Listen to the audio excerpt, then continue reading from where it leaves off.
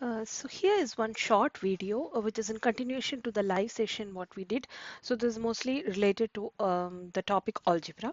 So this is one question which is an exam question. So x is equal to 2 root a divided by root of 1 minus a, express a in terms of x. So this is a sure question that comes from the topic manipulating formula. So here whenever you see a root in the question, immediately you have to remember that you have to square it. Okay, square it. But how do we square it? You can't simply square it. Okay, now in this case you can square it because all the square root is on one side. So what you do is like square both the sides. So you will get x square is equal to 2 root a the whole square divided by square root of 1 minus a the whole square.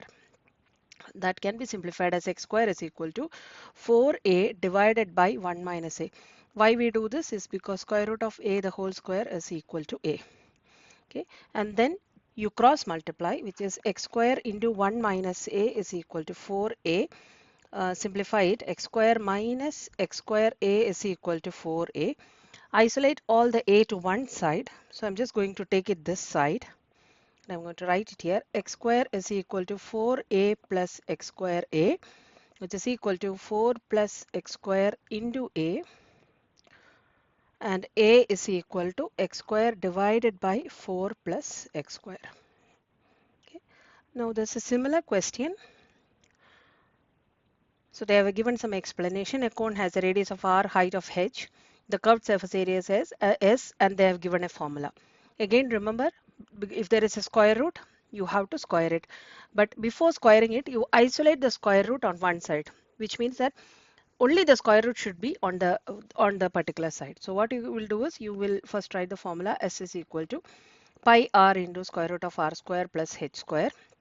You bring this pi r on to the other side, so it will be s by pi r is equal to square root of r square plus h square, and then square both sides, so you will get s square divided by pi square r square is equal to r square plus h square.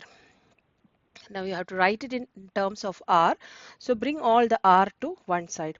So s square divided by pi square r square minus r square is equal to h square. Then you can simplify this, you can cross multiply. So let me just write it here. So cross multiplying means this and this, so which will lead it to s square minus pi square r to the power of 4 divided by pi square r square is equal to h square. Okay, and h square is the value on the right hand side. To find h, you put a square root here. So s square minus pi square r square divided by pi r is equal to h. Okay. One more question. There's a last question here. Express k in terms of j and h. So whenever you see a fraction like this, cross multiply. As I said, there is a video on cross multiplication in my in the same channel. So please have a look into this because cross multiplying will make your life easier. So here what you do is like j plus k is equal to hk, and you have to write it in terms of k. So isolate k, bring k to this side. So j is equal to hk minus k. That is j is equal to h. You take the k outside. So k times h minus 1. And k is equal to j divided by h minus 1. Okay. There's again a video on manipulating formula